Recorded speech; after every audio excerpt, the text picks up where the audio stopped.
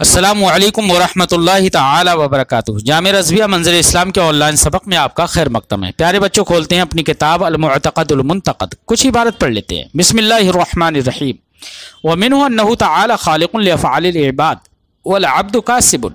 قال اللہ تعالی خالق کل شیء واللہ خلقکم وما تعملون وليس لکسب العبد تاثیر فیہ استقلالا وان اثر تبعا للخلق فتاثیرہ بتاثیری بل هو ایضا كذلك فلا جبر كما تقول الجبریہ ولا اختیار استقلالا كما زعمت المعتزلہ۔ پیارے بچوں، ابھی ہم نے کچھ عبارت پڑھی۔ آج کی اس عبارت میں صاحب کتاب اس بات پر گفتگو کریں گے کہ اللہ رب العزت بندوں کے افعال اختیاریہ کا بھی خالق ہے۔ بچوں، افعال دو طرح کے ہوتے ہیں۔ کچھ افعال ایسے ہوتے ہیں جو ہم سے صادر ہوتے ہیں، بالاختیار بالقصد صادر ہوتے ہیں، اور کچھ افعال ایسے بھی ہوتے ہیں جو ہم سے بلا اختیار صادر ہو جاتے ہیں۔ مثال کے طور پر آپ ایک کپ چائے پی رہے ہوں اور آپ کا ذہول ہو جائے، اچانک آپ کے ہاتھ سے کپ گر جاتا ہے، تو کپ کا گرنا، یہاں پر چائے کا گر جانا، یہ آپ سے بلا اختیار ہوا ہے۔ تو جو افعال اختیاریہ ہیں اور ایک ہیں افعال غیر اختیاریہ، تو افعال غیر اختیاریہ کے سلسلے میں تو اتفاق ہے معتزلہ کا بھی کہ وہ اللہ کے مخلوق ہیں، یعنی افعال غیر اختیاریہ کا خالق اللہ ہے صرف۔ لیکن افعال اختیاریہ جو ہوتے ہیں اس میں معتزلہ کا اختلاف ہے۔ معتزلہ یہ کہتے ہیں کہ افعال اختیاریہ، بندوں کے افعال اختیاریہ کا خالق اللہ نہیں ہے، بلکہ بندوں کے افعال اختیاریہ کا خالق خود بندے ہیں، یعنی ہر بندہ اپنے فعل اختیاری کا خالق ہے۔ اس طریقے سے ہر بندے کو فعل اختیاری کا خالق اگر مان لیا انہوں نے، تو ایسی صورت میں بے شمار خالق انہوں نے مان لیے۔ بات سمجھائی بچوں؟ یہ معتزلہ کا کہنا ہے۔ یہیں پر دیکھو، معتزلہ تو افعال اختیاریہ میں پورے طور سے قدرت کسے دے رہے ہیں، پورے طور سے اختیار کسے دے رہے ہیں؟ بندے کو۔ وہیں پر جبریہ کا کہنا یہ ہے کہ بندے کو کوئی اختیار نہیں ہے، فعل اختیاری میں بھی کوئی اختیار نہیں۔ ارے بھائی، فعل اختیاری میں جب کوئی اختیار نہیں ہے تو وہ فعل اختیاری کہاں رہا؟ بہرحال جبریہ بڑے بے وقوف ہیں۔ تو جبریہ کہتے ہیں کہ بندے کو کوئی بھی علی سبیل الاستقلال اختیار نہیں ہے۔ ہم بھی کہتے ہیں کہ علی سبیل الاستقلال نہیں ہے، لیکن وہ مطلقاً نہیں مانتے۔ جبریہ کہتے ہیں بندے کو کوئی اختیار نہیں ہے، سب کا خالق اللہ ہی ہے۔ ہم بھی کہتے ہیں سب کا خالق اللہ ہی ہے، لیکن بندے کو کسب کا اختیار ہے ہمارے نزدیک۔ ان کے نزدیک کسب کا بھی اختیار بندے کو نہیں ہے۔ اس لیے جبریہ کے نزدیک ہر بندہ مجبور محض ہے۔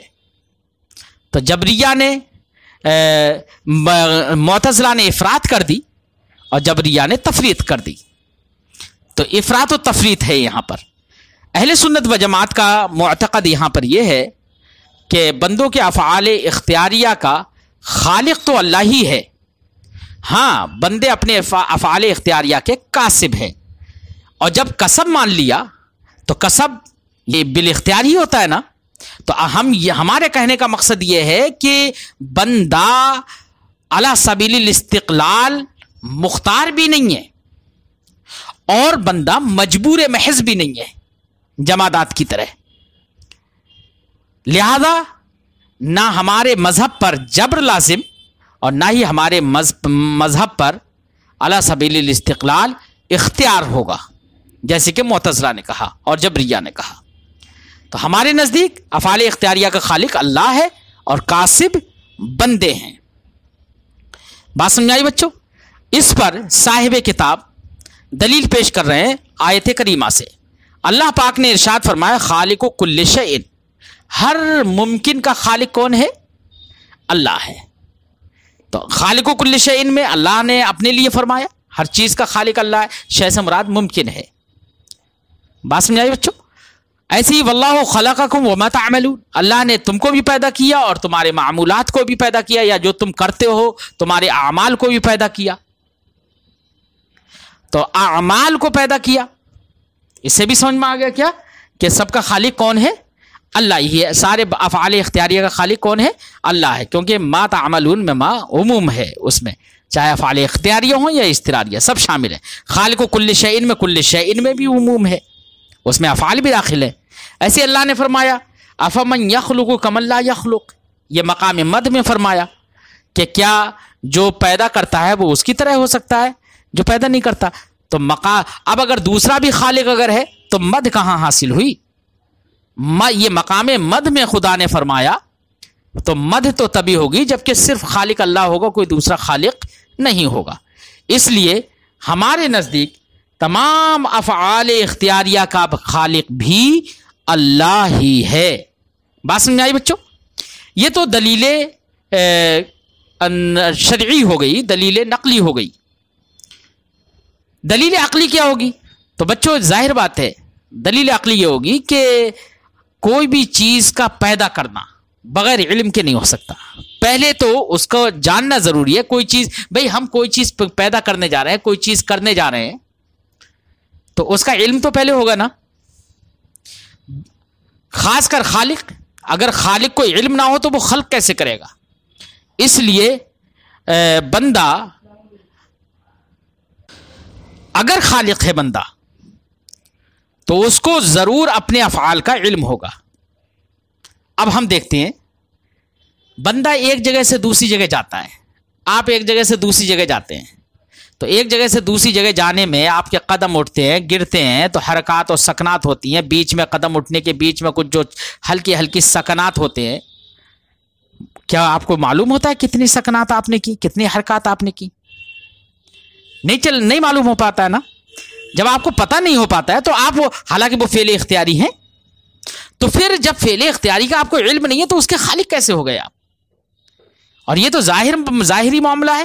اگر اس کے اندرونی طور پر اس کو غور کریں گے تو دیکھیں گے کہ جب آپ چلتے ہیں تو آپ کے قدموں کے اندر پٹھے، رگیں، نسیں کب کھنچ رہی ہیں، کب ان میں تناؤ ہو رہا ہے، کب ڈھیلی پڑ رہی ہے، وہ بھی تو فعل ہے۔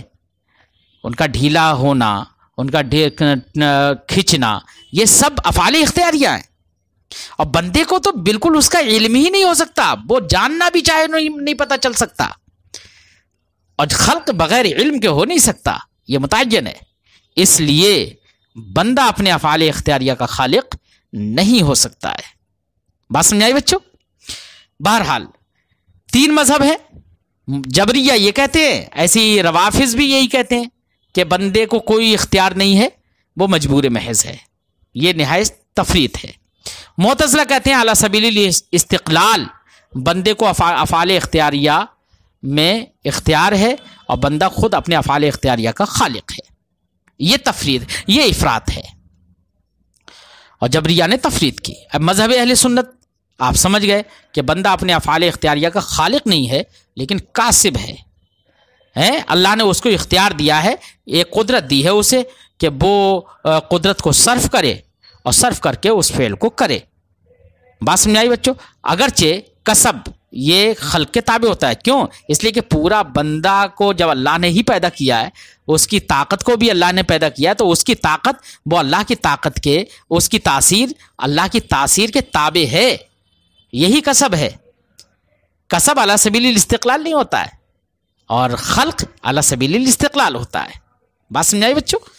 اس لیے بندہ اپنے افعال اختیاریہ کا خالق نہیں ہے، کاسب ہے، یہی اہل سنت و جماعت کا مذہب ہے۔ اچھا، معتزلہ جو ہے نا، وہ متقدمین معتزلہ بندے پر خالق کا لفظ نہیں بولتے تھے، وہ بچتے تھے خالق کا لفظ بولنے سے، وہ صرف لفظ موجد کا اطلاق کرتے تھے بندے پر، لفظ مخترع کا اطلاق کرتے تھے، اس جیسے الفاظ تو بول دیتے تھے۔ لیکن جبئی اور اس کے متبعین نے دیکھا کہ مخترع، موجد، خالق سب کا معنی تقریباً ایک ہے، اور وہ کیا ہے؟ عدم سے وجود کی طرف نکالنے والا۔ موجد کا معنی بھی یہی ہے، مخترع کا معنی بھی یہی ہے، اور خالق کا معنی بھی یہی ہے۔ تو سب کا معنی، سب کا مفہوم تقریباً یکساں ہے، اور سب کے سب مشترک ہیں یہ ایک مفہوم میں۔ کیسے؟ کون سے مفہوم میں؟ المخرج من العدم الى الوجود میں، یعنی عدم سے وجود کی طرف نکالنے والا۔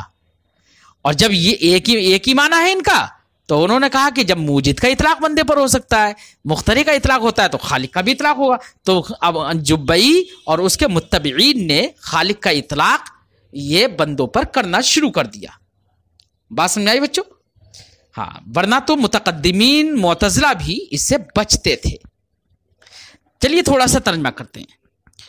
وَمِنْهُ أَنَّهُ تَعَالَى خَالِقٌ لِأَفْعَالِ الْعِبَادِ، اور انہی امور سے جن کا اعتقاد رکھنا واجب ہے اللہ کے حق میں، وہ یہ ہے کہ اللہ رب العزت اپنے بندوں کے افعال کا خالق ہے. وَالْعَبْدُ قَاسِبٌ، اور بندہ صرف قاسب ہے، اپنے افعال کا خالق نہیں ہے. قال اللہ تعالی خالق کل شیء، اللہ نے فرمایا خالق کل شیء، اور کل شیء میں عموم ہے. ایسے اللہ نے فرمایا واللہ خلقکم وما تعملون، اللہ نے تم کو پیدا کیا اور تمہارے اعمال کو، ماں کو مصدریہ مانے تمہارے اعمال کو، اے عملکم. تو یہ بھی دلیل ہے کس پر؟ کہ بندہ اپنے افعال کا خالق نہیں ہے، بلکہ بندوں کے افعال کا خالق اللہ ہی ہے. ولیس لکسب العبد تاثیر فیہ استقلالا، کسی بھی فعل میں بندے کے کسب کو علی سبیل الاستقلال تاثیر نہیں ہے، کیونکہ علی سبیل الاستقلال تاثیر تو خلق کی ہی ہوتی ہے. وَإِنْ أَثَرَ تَبْعًا لِلْخَلْقِ، اگرچہ بندہ اس فعل میں مؤثر ہوتا ہے خلق کے تابع ہو کر، فَتَأْثِيرُهُ بِتَأْثِيرِهِ، تو بندے کی تاثیر یا کسب کی تاثیر خلق کی تاثیر ہے. بل ہوا ایضاً کذالک، بلکہ بندہ خود بھی ایسا ہی ہے. کیوں؟ اس لیے کہ اللہ نے اس کو پیدا کیا، اس کی تاثیر سے تو وہ موجود ہے. فلا جبرا، جب بندے کو کسب حاصل کرنے، کسب کی صلاحیت ہے بندے کے اندر، اس کو اتنا اختیار ہے کہ وہ کام کو کرے، تو اب اس بنا پر ہمارے مذہب پر نہ ہی جبر ہے، کما تقول الجبریہ، جیسے کہ جبریہ جبر کے قائل ہیں، ولا اختیار علی استقلالا، اور نہ ہی علی سبیل الاستقلال بندے کو اختیار ہے، کما زعامت المعتزلہ، جیسے کہ معتزلہ نے یہی خیال کیا، ایسے ہی روافض نے بھی یہی خیال کیا ہے. تو اب اگر کوئی شخص یہ کہنے لگے کہ ارے انہوں نے بندوں کو تو خالق مان لیا معتزلہ نے، تب تو یہ مشرک ہونا چاہیے. کیا ہونا چاہیے؟ مشرک ہونا چاہیے. تو پھر ان کو کافر اور مشرک کہنا چاہیے معتزلہ کو، جبکہ ہمارے علماء نے کافر اور مشرک نہیں کہا ہے. تو صاحب کتاب اس شبہ کا ازالہ کرنے کے لیے آگے عبارت لے کر آتے ہیں، فرماتے ہیں والمحققون من اہل السنت قالوا، اہل سنت و جماعت کے محققین نے فرمایا الحق انہ لا یکفر المعتزلہ، حق یہ ہے کہ معتزلہ کی تکفیر نہیں کی جائے گی.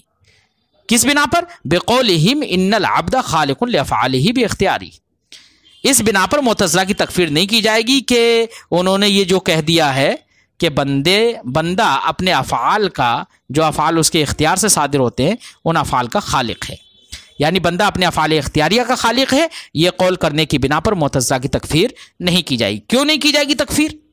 لأنہ لیس بشرک، کیونکہ بندوں کو ان کے افعال اختیاریہ کا خالق ماننا یہ شرک نہیں ہے. اب شرک کیوں نہیں ہے؟ تو بچوں شرک کسے کہتے ہیں پہلے تو یہ سمجھنے کی ضرورت ہے.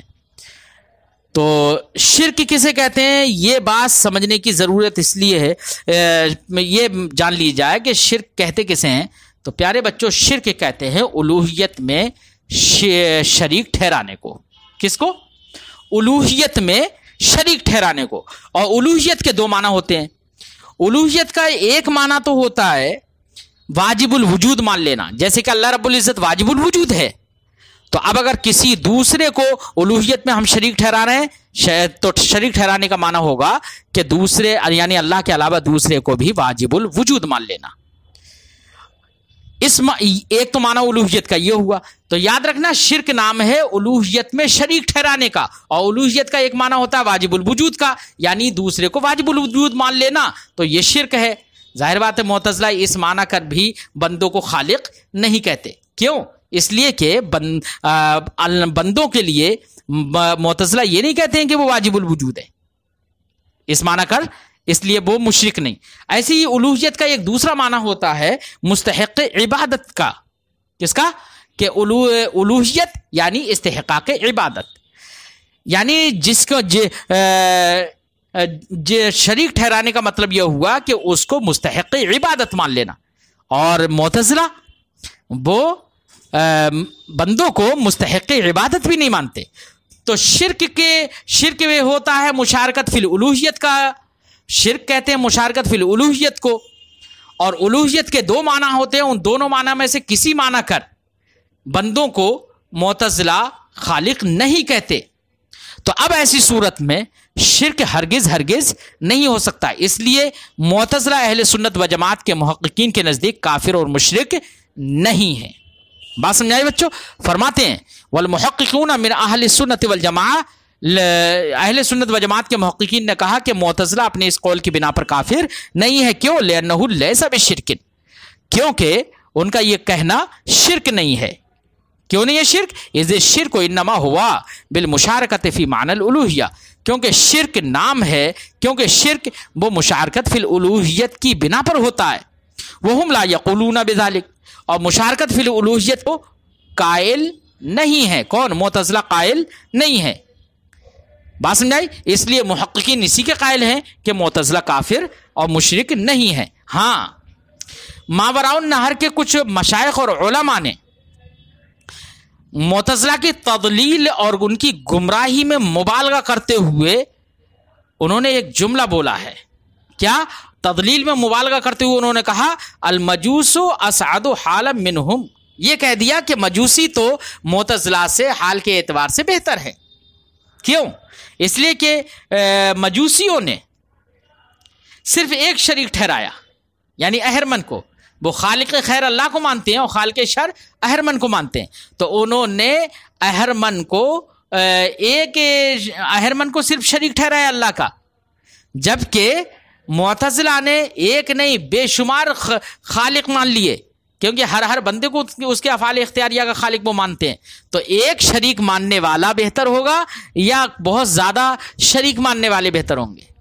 اس لیے انہوں نے یہ کہہ دیا کہ مجوسی معتزلہ سے بہتر ہیں۔ یہ ان کی گمراہی میں مبالغہ کرتے ہوئے انہوں نے یہ کہا ہے۔ بات سمجھائی بچوں؟ ہاں، اب آپ سوچتے ہوں گے کہ یار خالق تو انہوں نے بھی کہا، خالق انہوں نے بھی کہا، تو مجوسیوں نے جو خالق اہرمن کو مانا خالق شر، انہوں نے بے معنی واجب الوجود مانا ہے شر کو، خالق شر کو بے معنی یعنی اہرمن کو بے معنی واجب الوجود مانا، اور انہوں نے معتزلہ نے نہ ہی واجب الوجود کے معنی میں مانا ہے اس کو بندے کو، اور نہ ہی مستحق عبادت کے معنی میں مانا۔ اس لیے مجوسی تو کافر ہیں، مشرک ہیں، لیکن معتزلہ مشرک اور کافر نہیں ہے۔ بات سمجھائی؟ حتی قالو الا ان مشائخ ماوراء النہر، ہاں ماوراء النہر کے کچھ مشائخ نے ان کی تضلیل میں مبالغہ کیا۔ حتی قالو، یہاں تک کہ انہوں نے یہ بھی کہہ دیا المجوس اسعد حالا منہم، مجوسی تو معتزلہ سے بہتر حال والے ہیں۔ کیوں؟ حیث لم یثبتوا الا شریکا واحدا، کیونکہ معتزلہ نے وہ مجوسیوں نے صرف ایک ہی شریک کا اس بات کیا، انہوں نے اس بات نہیں کیا مگر ایک ہی شریک کا، وہم اثبتوا شرکاء لا تحصى، اور جبکہ معتزلہ نے بے شمار شرکاء کا اس بات کیا ہے۔ بات سمجھائے بچوں؟ بہرحال معتزلہ اس بات کے قائل ہے کہ بندہ اپنے افعال اختیاریہ کا خود خالق ہے، تو جب خود خالق ہے تو جیسے چاہے کرے۔ بھئی خود جب خالق ہوگا اپنے افعال اختیاریہ کا تو جب چاہے گا اس فعل کو پیدا کرے گا، جب چاہے گا تو فعل کو پیدا نہیں کرے گا، جہاں سے چاہے گا اس فعل کو نکالے گا، جہاں سے چاہے گا نہیں نکالے گا۔ یہی تو ہوگا نا، جہاں سے چاہے گا اس کو اصدار کرے گا، اس کو صادر کرے گا، اور جہاں سے چاہے گا صادر نہ کرے گا۔ خالق ہونے کا تو مطلب یہی ہے۔ اب اس بات کو لے کر صاحب کتاب ایک لطیفہ پیش کر رہے ہیں، کہہ رہے ہیں ایک دلچسپ بات یہ ہے، حضرت امام اعظم رضی اللہ تعالی عنہ کا مناظرہ ایک معتزلی سے ہو گیا، تو حضرت امام اعظم رضی اللہ تعالی عنہ نے اس معتزلی سے کہا کہ تو با کہہ دے، تو اس نے با کہا۔ آپ جانتے ہیں کہ با کا مخرج کیا ہے؟ دونوں ہونٹ مل رہے ہیں نا، ٹھیک ہے، تو امام اعظم نے فرمایا تو با کہہ، تو اس نے با کہہ دیا۔ پھر کہا کہ تو اب دال کہہ، اب اس نے دال کہہ دیا. اب دیکھو دال کا مخرج کیا ہے بچوں؟ وہ زبان اور دانتوں سے، زبان دانتوں سے لگ رہی ہے، دانتوں کی جڑ سے، تو دال ادا ہو رہی ہے. تو اس نے دال کہا. اب دیکھو مخرج دونوں کے الگ الگ ہو گئے نا، با اور دال کے. تو امام اعظم جب اس نے دال کہہ دیا تو امام اعظم علیہ الرحمہ نے فرمایا کہ اگر تو اپنے افعال کا خالق ہے تو با کو دال کے مخرج سے نکال کر دکھا. اگر تو اپنے افعال کا خالق ہے تو با کو دال کے مخرج سے نکال کر دکھا. اب معتزلی پریشان ہو گیا، ارے وہ ہکا بکا ہو گیا، کوئی جواب ہی نہیں آیا کہ کیسے با کو دال کے مخرج سے نکالے کیسے. پتہ نہیں کسی دوسرے مخرج سے کچھ نکل جائے گا، لیکن با دال کے مخرج سے اس کے نہیں نکل سکتا. تو اب ایسی صورت میں وہ پریشان ہو گیا، لاجواب ہو گیا. اس نے سوچا کہ یہ اس مذہب کی کمزوری ہے جس کی وجہ سے میں لاجواب ہو گیا، اس لیے اس شخص نے اعتزال سے استعفیٰ دے دیا اور معتزلہ مطلب اعتزال سے منقطع ہو گیا، الگ ہو گیا، جدا ہو گیا وہ شخص. بات سمجھ آئی بچوں؟ اس لیے صاحب کتاب معتزلہ کے اپنے اس نظریے اور اپنے اس اعتقاد کے پیش نظر ان کے مذہب کی کمزوری کو بیان کرنے کے لیے ایک واقعہ پیش کر رہے ہیں. فرماتے ہیں صاحب کتاب وَمِن لَطِيفٍ ما حُكِيَ أَنَّ أَبَا حنیفہ، اور ایک دلچسپ بات وہ ہے جو مروی ہے، حضرت امام اعظم ابو حنیفہ رضی اللہ تعالیٰ عنہ نے ایک معتزلی سے مناظرہ کیا. فقال له قل با، تو حضرت امام اعظم نے اس سے معتزلی سے کہا با کہہ دے. فقال با، تو اس نے با کہہ دیا. ثم قال له قل دال، پھر اس سے کہا کہ دال کہہ. فقال دال، تو اس نے دال کہا.